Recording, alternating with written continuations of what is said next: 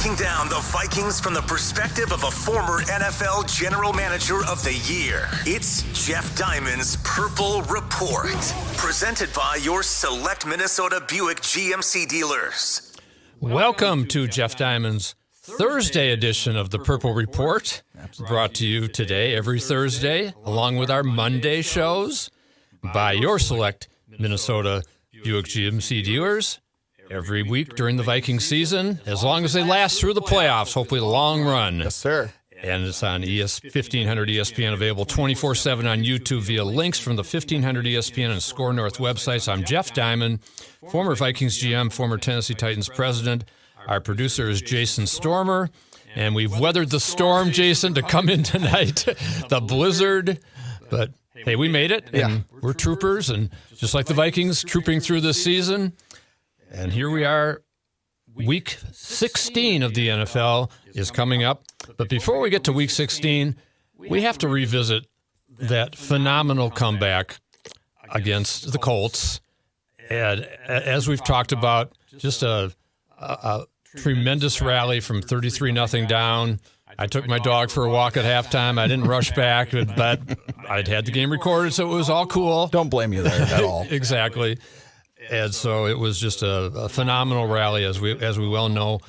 And I thought before we move on and start talking about the New York Giants, the G-Men come into town, also in playoff contention. Should be a great game on Saturday at U.S. Bank Stadium, Christmas Eve day. But before we get to that game, it's kind of fun to look back a little bit on some of the celebration after that phenomenal win over the Colts. So let's see what happened with a little bit of field access and then a little bit of locker room access with Kevin O'Connell. Brian, if I ever had one, my God. That's fun. Kings of the North, right? Hats and T-shirts. Let's go, baby! Let's go! Way to go, baby! We're not playing. We didn't know now. We didn't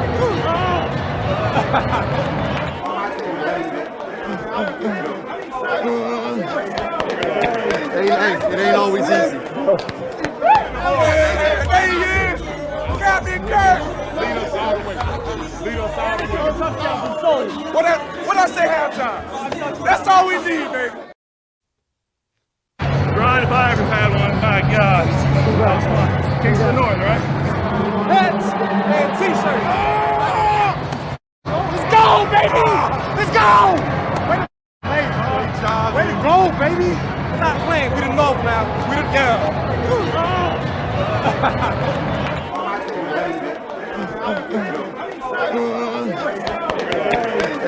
It ain't always easy. Captain Kirk! Lead us all the way. Lead us all the way. What I say halftime? That's all we need, baby. 5 touchdowns was all they needed. I love that little sequence with Patrick Peterson and Kirk Cousins, two of the veteran leaders of this team, and both having great seasons.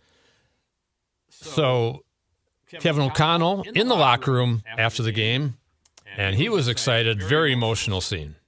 When I tell you guys,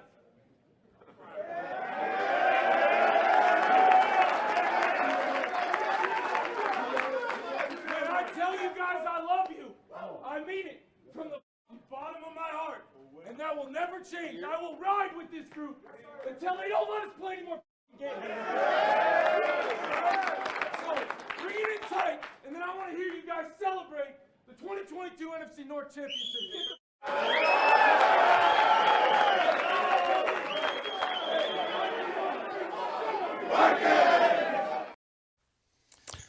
Great scene after the Colts victory.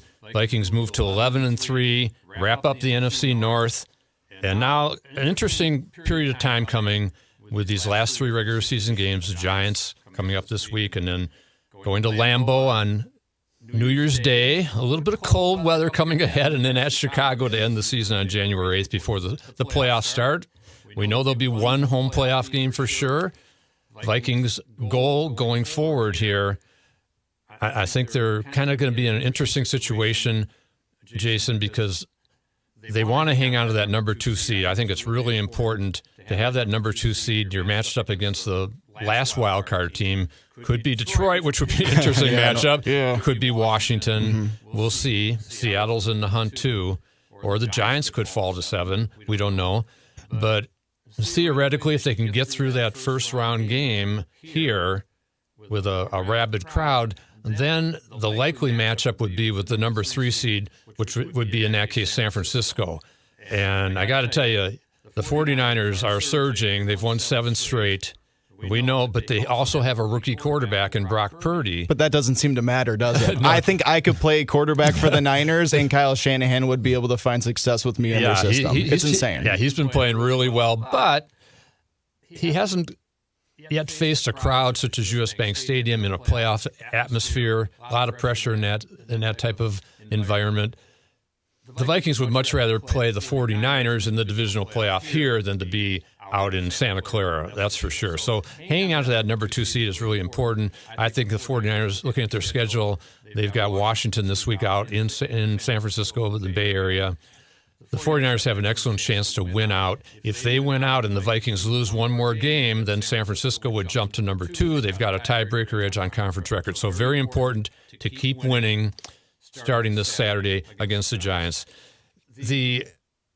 One of the things that's really been interesting this week, listening to some of the conversations, some of the press conferences with Kevin O'Connell and the players, is talking about how the Vikings know they've been here before in terms of 6 weeks ago, to be exact, coming off a thrilling win in Buffalo, and they followed that up with the 40-3 clunker against Dallas.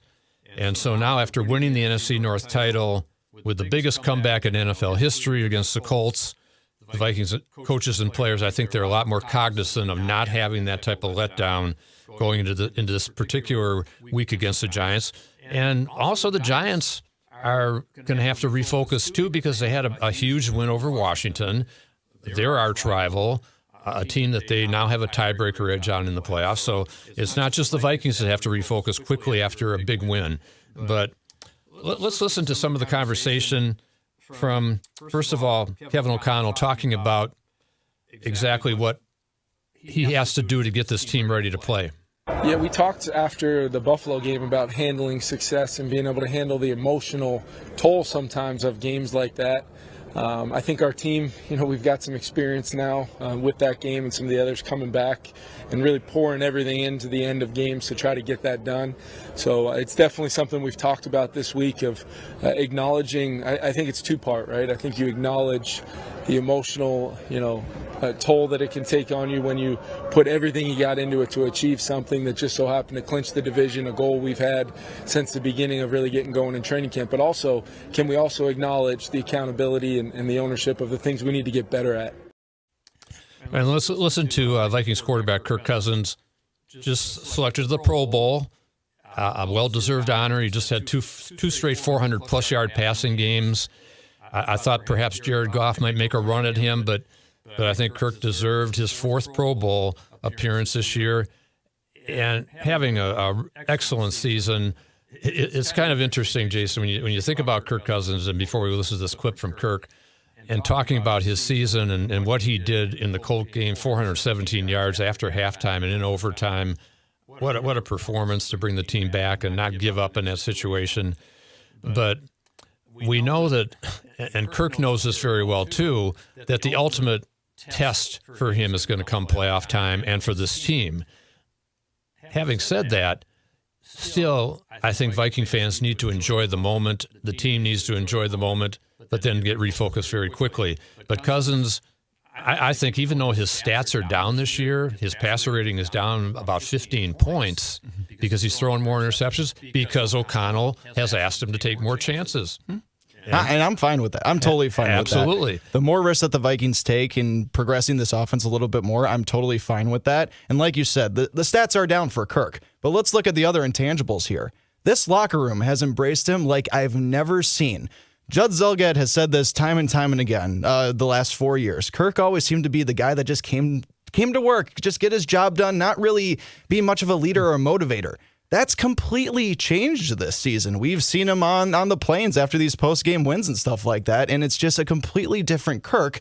And even though the stats may not be there, I think all Vikings fans take this version of Kirk as opposed to the Kirk that we've had the last couple of years. Yeah, and I think the stats have actually been better the last few weeks. He's up to what, 24 touchdown passes now, and he is still producing these end-of-game heroics, and that's the thing, career high 7 come-from-behind wins and all that, and the 10-0 record in one-score games. So that is all extremely positive. But I absolutely agree with you, Jason. One of the biggest surprises of the season has been Kirk Cousins' metamorphosis, shall we call it, to Kirko change. Yes. And just the personality that has come out. And I give a lot of credit to Kirk, but I give a lot of credit to Kevin O'Connell, too, for empowering Kirk to be a leader, to take chances, to take contested catch opportunities with the best receiver in the game and Justin Jefferson. And I think that all has come to fruition in what's happened. As we said, the playoffs are going to be a big test, and there could be some very difficult defenses to face. It could be San Francisco. Yes. Could be even Washington in the first round. That was difficult the first time. Philadelphia in a conference championship environment could be extremely not difficult. Again. Do we have to go there again? Well, hopefully. 5 years was not long enough. Maybe Dallas will knock them off. That'd be nice. Not that that's any bargain either. No kidding. But we know the playoffs are going to be tough, but meanwhile, enjoying the moment. So let's listen to Kirk talking about avoiding letdowns and trying to stay on an even keel. I think it's so important, Chris, when you lose to not get too down. I think when you win to not get too up and to just stay neutral and to keep going. And so it's very important that we as a team get right back to work and focus on the Giants and move forward. And, I think the temptation can be to be stuck on Saturday. And it'll be important for us as a team to push forward. Who else have you heard of? Certainly a lot of different text messages, but I wouldn't say that it was anybody too unique. So, as we said, Kirk Cousins getting ready for the Giants. We'll talk a little bit about the Giant, a little more about the Giants. Look around the NFL at some big games coming up this week. But first of all, let's talk about our great sponsor, the Select Minnesota Buick GMC dealers. It's time to visit your Select Minnesota GMC dealers and hit the turf in a truck that's designed to tackle the toughest proving grounds. That's the GMC Sierra SLE. It's bold, precise, and capable. Sierra comes standard with a 2.7-liter turbo high-output engine, delivering 310 horsepower and 430 pound-feet of torque. Or call a winning play with an available 3.0-liter Duramax turbo diesel engine with a 10-speed automatic transmission. And when it comes to comfort and refinement, climb in and discover the convenience of the standard 13.4-inch diagonal center touchscreen. And don't forget, Sierra is truly the MVP with the world's first available 6-function multi-pro tailgate. It's the holidays and a great time to step up to the professional-grade season. Good luck in the playoffs to the Vikings. Test drive a new GMC Sierra SLE today. The year's best selection is available now at your Select Minnesota GMC dealers or online at TwinCitiesBuickGMC.com. So, talking about that Giants game, coming off the Indy game, Patrick Peterson, another team leader, another guy having a really good season. The unique thing about this is that we had an opportunity to go through this, early on in the year and didn't get the result that we wanted, coming off of that game. So we have a little bit of experience, in that area. So this week is extremely important for us. These guys going to come. It's going to be a playoff game. These guys are fighting for playoff implications as well. So we know we're going to get their best shot. And going into this game, we understand that. We understand that we have to be at our best at all times because now we're starting to prepare ourselves even much more now, understanding that we are in the playoffs for sure. So it's starting to think about, how can we get better to help us, in the long run. I thought this week too, Jason, one of the interesting points of conversation, Kevin O'Connell was talking about the hits that Justin Jefferson has taken this year, and he's taken just some gigantic hits and amazingly holds on to the football, which is incredible when you're getting hit that hard. Just speaks to his concentration. And Justin addressed that in a media session yesterday. I was just telling someone earlier, it's just like Michael Jordan and the Detroit Pistons. You know, they try to take out the best player, try to put as much physical abuse that they can on them.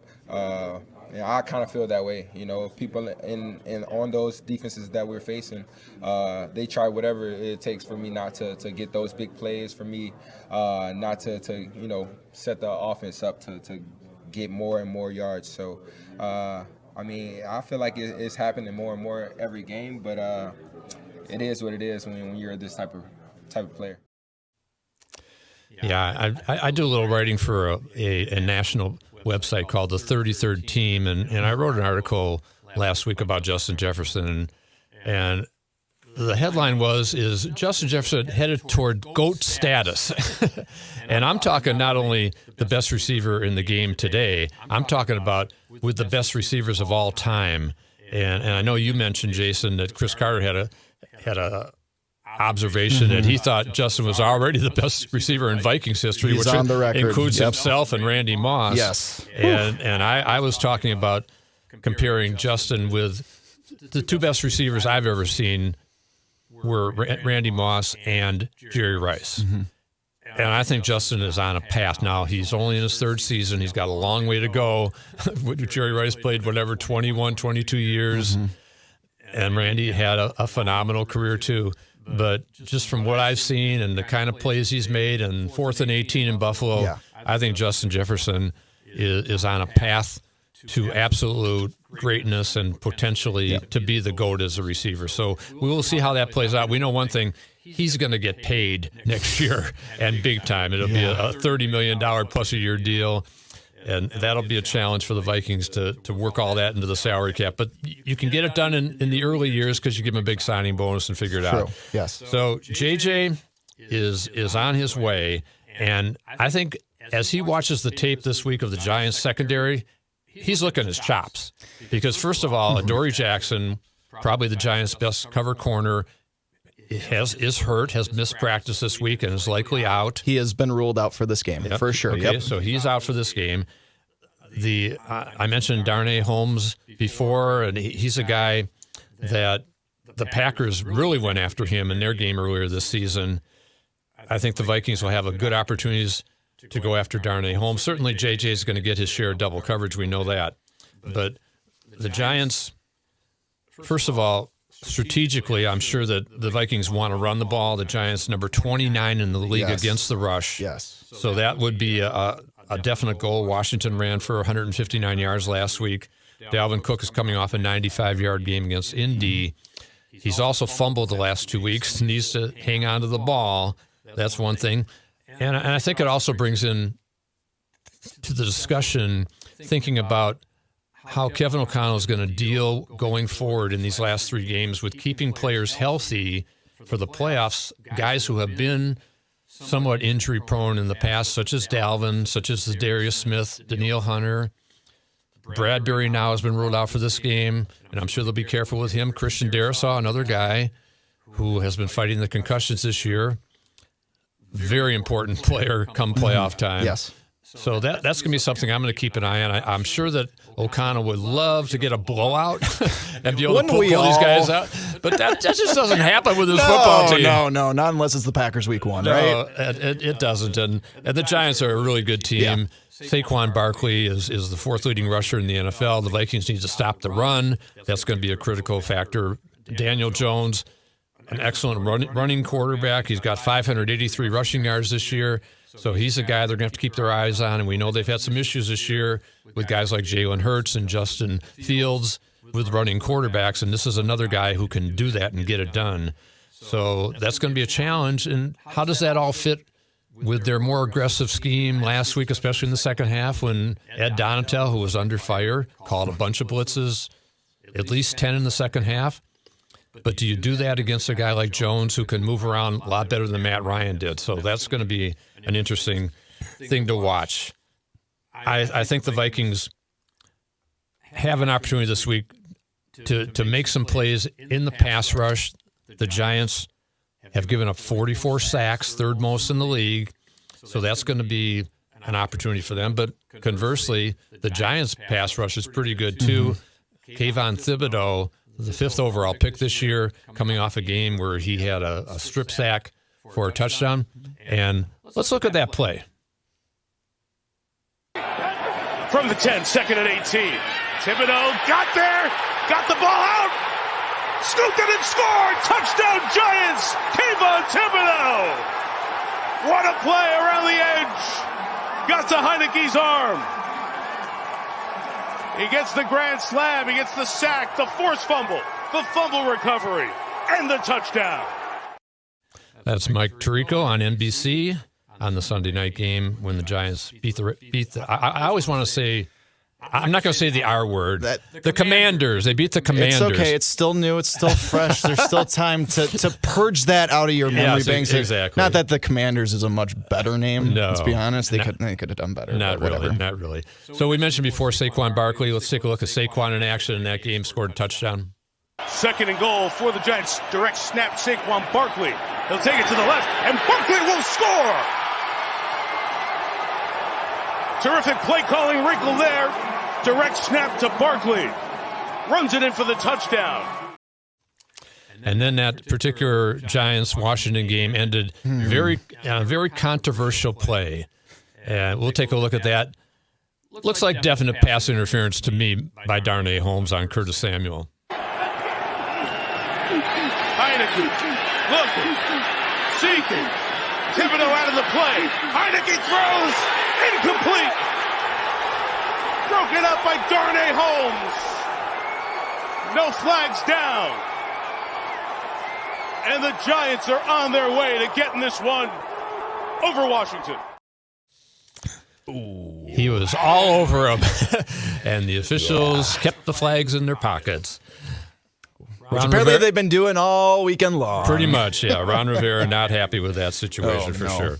So the New York Giants come to town 8-5-1. Should be, as we said, a great game. Let's listen to Adam Thielen talk about the Giants' defense, which does a lot of different things. Yeah, you got to be way more detailed in your preparation. There's probably a little bit longer play calls.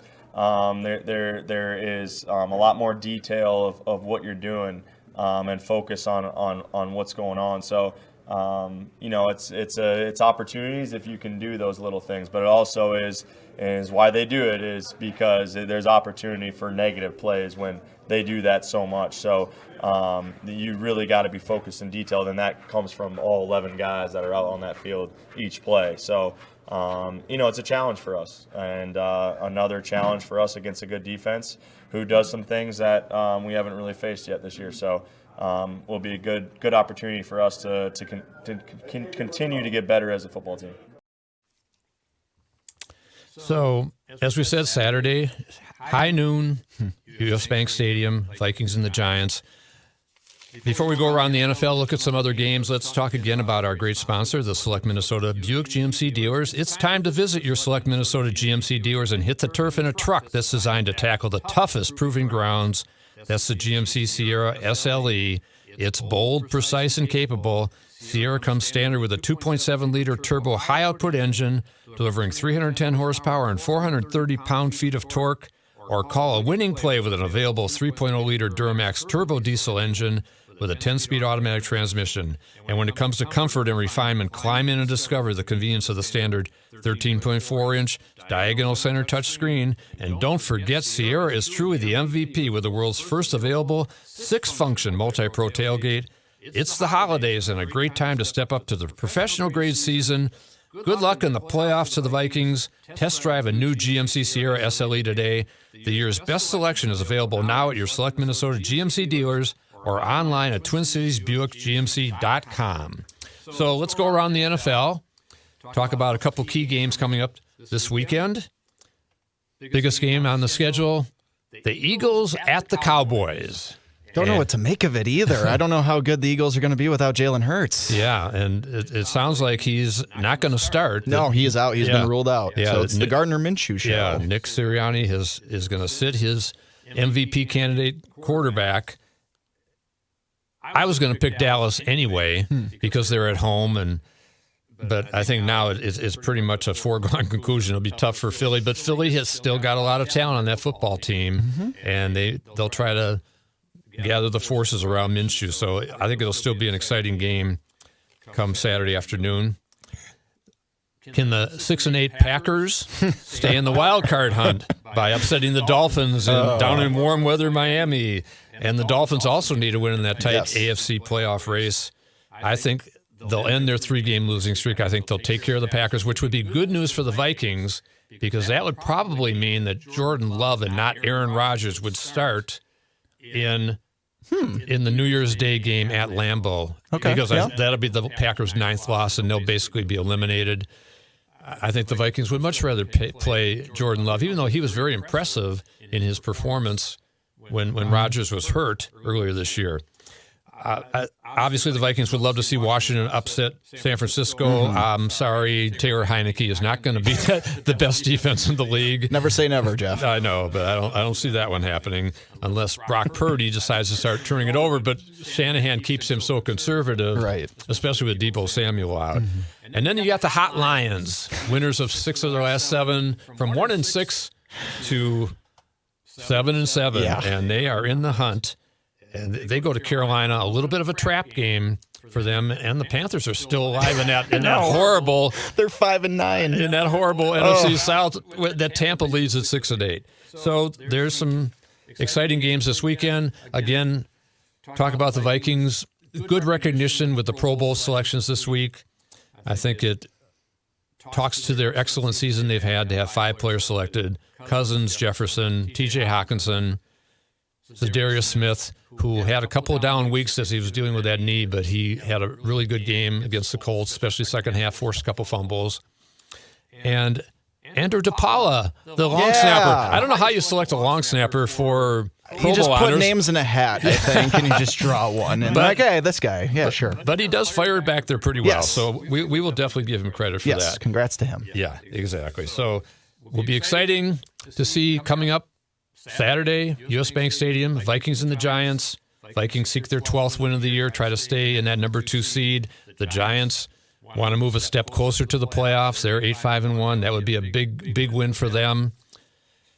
I think it'll be another close game, but I'm going to pick the Vikings 27-20. What do you think, Jason? I am on the record. What was my record for my podcast the other day? Let's see. I got my little notes right here. What did I did pick the Vikings to win.